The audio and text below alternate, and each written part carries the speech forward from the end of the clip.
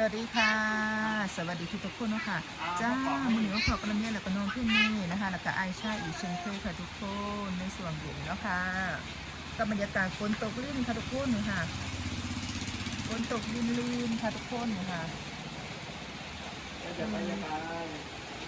สรุปแล้วนะคะฝนตกลิ่นนะคะบ่ได้ไปฉีดยาเลยนะคะไอชาบ่ได้ไปฉีดยาตอนแรกว่าสิไปเปลี่ยนแบตเตอรี่รถนะคะน้องพี่หนูตื่นเกือบบ่ายสองนะคะก็เลยไม่ได้ไปก็เลยหาโอกาสเอามือใดว่างๆไปช่วงเช้าดีกว่าค่ะทุกคนเนาะไปแล้วก็มากลับมาแล้วจะเห็นเพื่อนนอนเพราะปกติสมุยเพื่อนสีนอนตื่นบ่ายสองกว่าเกือบบ่ายสามกับนี่ค่ะทุกคนวันนี้พ่อสมชายได้อะไรนะได้ดอกกระเจียวไหนยกเอาดอกกระเจียวมาโชว์หน่อยสิค่ะทุกคนดอกกระเจียวนี่ค่ะดอกกระเจียวสดๆเลยค่ะทุกคนดอกกระเจียวสดๆเลยเก็บมาใหม่ๆนะคะทุกคนลวกนะคะลวกจิ้มน้ำพริกแซ่บๆค่ะทุกคนน้องเพเน่อยู่ไหนลูกบอยู่ซื่อๆทุกคนงามอ้อมไปอ้อมมากเลยดีสิแบบร้อยไปหาเหล็กน้ำฝนสิร้อยไปในน้ำฝนแม่นบอรูดนะว่าจะไปได้น้ำฝนนะ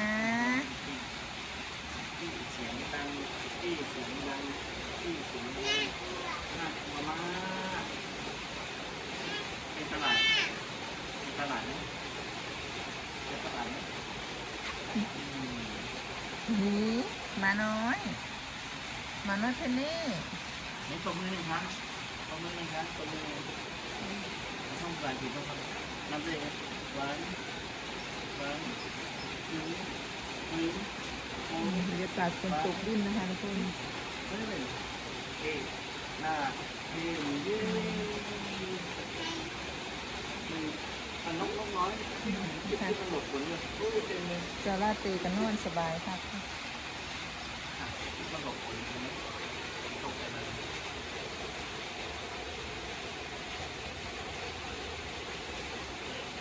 อย่าไปหามันนะไม่ไปนะลูกนะไม่ไปนะไม่เอาน้องเป็นสาวน้อยสาวผมตั้ง